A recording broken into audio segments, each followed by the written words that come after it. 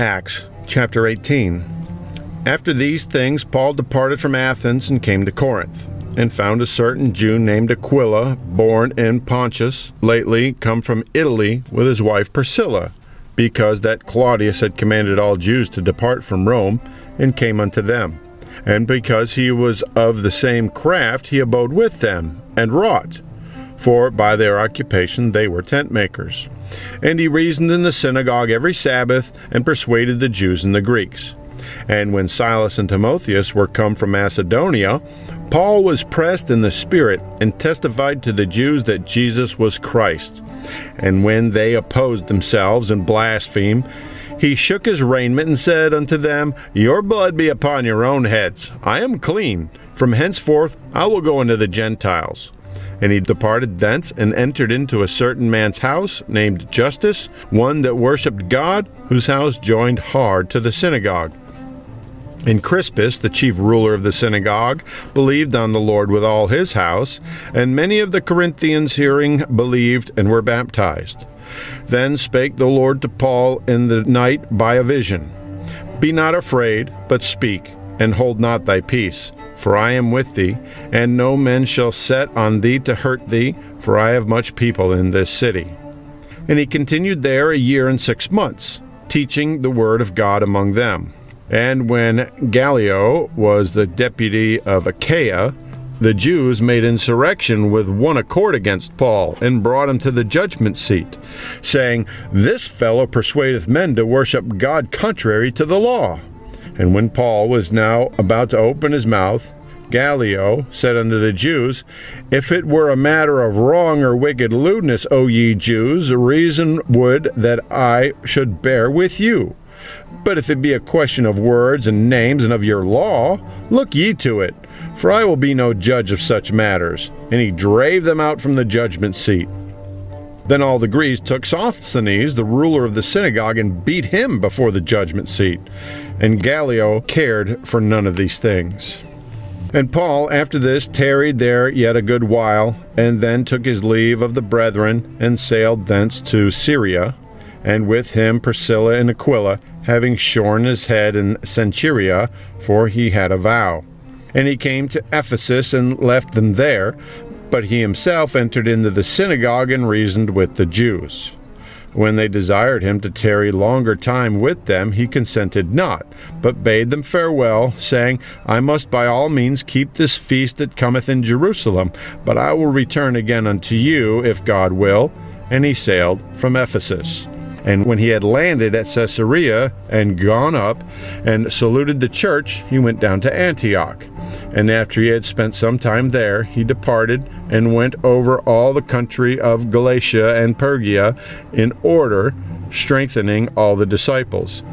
And a certain Jew named Apollos, born at Alexandria, an eloquent man, and mighty in scriptures, came to Ephesus.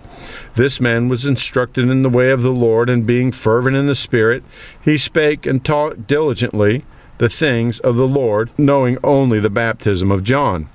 And he began to speak boldly in the synagogue, of whom, when Aquila and Priscilla had heard, they took him unto them, and expounded unto him the way of God more perfectly. And when he was disposed to pass into Achaia, the brethren wrote, exhorting the disciples to receive him, who, when he was come, helped them much which had believed through grace. For he mightily convinced the Jews, and that publicly, shewing by the Scriptures that Jesus was Christ. Acts chapter 19. And it came to pass that, while Apollos was at Corinth, Paul, having passed through the upper coast, came to Ephesus. And finding certain disciples, he said unto them, Have ye received the Holy Ghost since ye believed? And they said unto him, We have not so much as heard whether there be any Holy Ghost. And he said unto them, Unto what then were ye baptized? And they said, Unto John's baptism. Then said Paul, John verily baptized with the baptism of repentance, saying unto the people that they should believe on him which should come after him, that is, on Christ. And when they heard this, they were baptized in the name of the Lord Jesus. And when Paul had laid his hands upon them, the Holy Ghost came on them, and they spake with tongues and prophesied. and all the men were about 12. And he went into the synagogue and spake boldly for the space of 3 months, disputing and persuading the things concerning the kingdom of God. But when divers were hardened and believed not, but spake evil of that way before the multitude, he departed from them, and separated the disciples, disputing daily in the school of one Tyrannus. And this continued by the space of 2 years, so that all they which dwelt in Asia heard the word of the Lord Jesus, both Jews and Greeks. And God wrought special miracles by the hands of Paul, so that from his body were brought unto the sick handkerchiefs or aprons, and the diseases departed from them, and the evil spirits went out of them. Then certain of the vagabond Jews, exorcists, took upon them to call over them which had evil spirits the name of the Lord Jesus, saying, We adjure you by Jesus whom Paul preacheth. And there were 7 sons of one Sceva, a Jew, and chief of the priests, which did so. And the evil spirit answered and said, Jesus I know, and Paul I know, but who are ye? And the man in whom the evil spirit was leaped on them, and overcame them, and prevailed against them, so that they fled out of that house naked and wounded. And this was known to all the Jews and Greeks also dwelling at Ephesus, and fear fell on them all, and the name of the Lord Jesus was magnified. And many that believed came and confessed and shewed their deeds. Many of them also, which used curious arts, brought their books together and burned them before all men. And they counted the price of them, and found it 50,000 pieces of silver. So mightily grew the word of God and prevailed. After these things were ended, Paul purposed in the Spirit, when he had passed through Macedonia and Achaia, to go to Jerusalem, saying, After I have been there, I must also see Rome. So he sent into Macedonia 2 of them that ministered unto him, Timotheus and Erastus, but he himself stayed in Asia for a season. And the same time there arose no small stir about that way. For a certain man named Demetrius, a silversmith, which made silver shrines for Diana, brought no small gain unto the craftsmen, whom he called together with the workmen of like occupation, and said, Sirs, ye know that by this craft we have our wealth. Moreover, ye see and hear that not alone at Ephesus, but almost throughout all Asia, this Paul hath persuaded and turned away much people, saying that they be no gods which are made with hands. So that not only this our craft is in danger to be set at naught, but also that the temple of the great goddess Diana should be despised, and her magnificence should be destroyed, whom all Asia and the world worshipeth. And when they heard these sayings, they were full of wrath, and cried out, saying, Great is Diana of the Ephesians.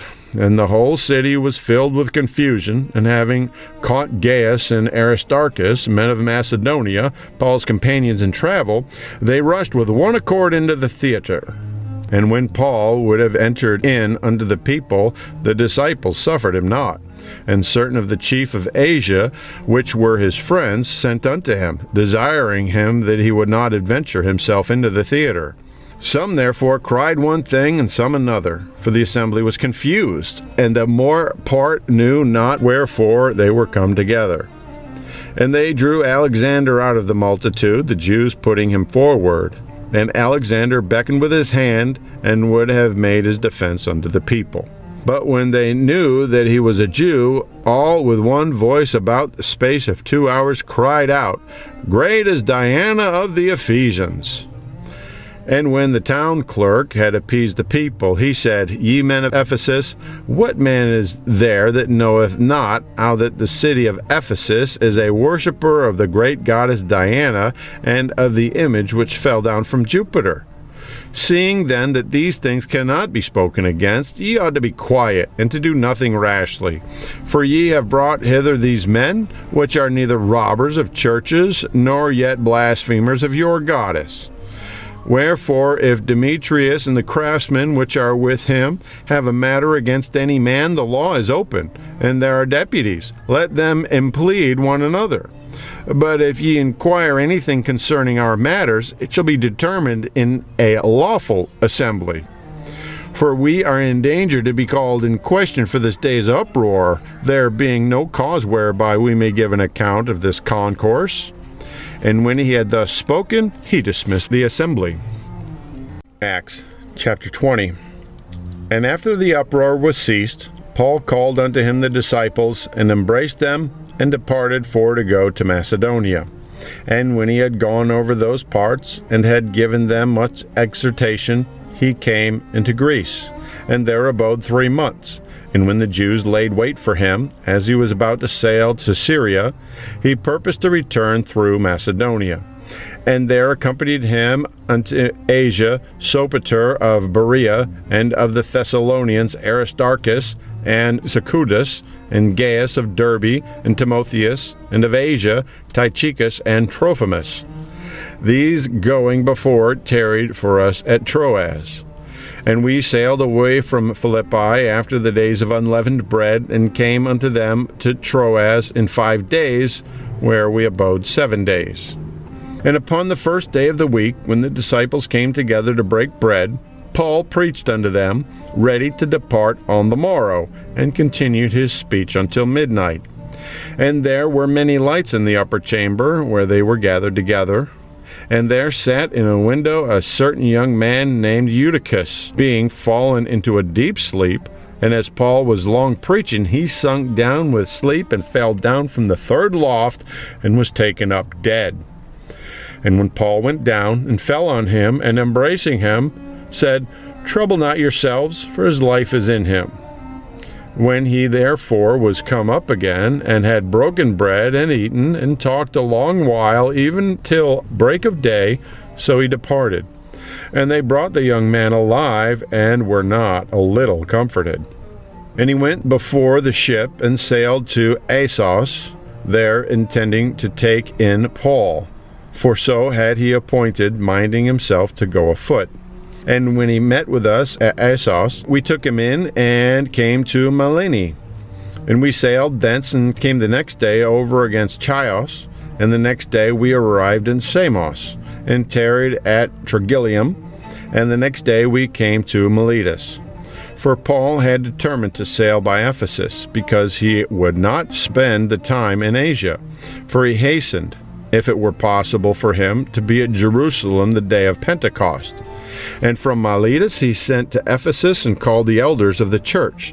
And when they were come to him, he said unto them, Ye know from the first day that I came into Asia, after that manner I have been with you at all seasons, serving the Lord with all humility of mind, and with many tears and temptations which befell me by the laying in wait of the Jews.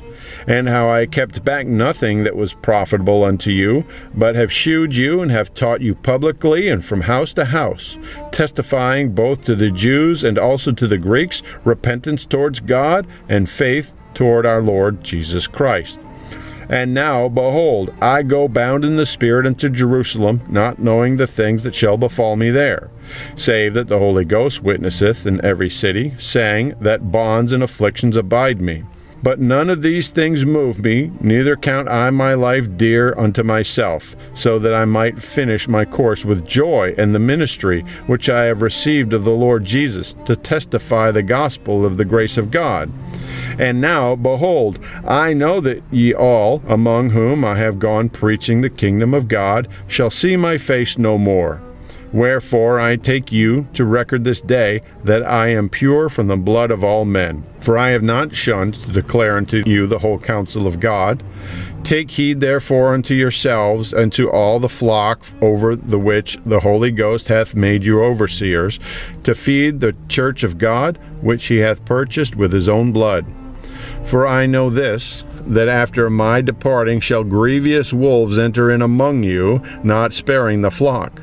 Also of your own selves shall men arise, speaking perverse things, to draw away disciples after them. Therefore watch, and remember that by the space of 3 years I ceased not to warn every one night and day with tears. And now, brethren, I commend you to God, and to the word of his grace, which is able to build you up and to give you an inheritance among all them which are sanctified. I have coveted no man's silver or gold or apparel. Yea, ye yourselves know that these hands have ministered unto my necessities, and to them that were with me. I have shewed you all things, how that so laboring ye ought to support the weak, and to remember the words of the Lord Jesus, how he said, It is more blessed to give than to receive. And when he had thus spoken, he kneeled down and prayed with them all. And they all wept sore, and fell on Paul's neck, and kissed him, sorrowing most of all for the words which he spake, that they should see his face no more. And they accompanied him unto the ship.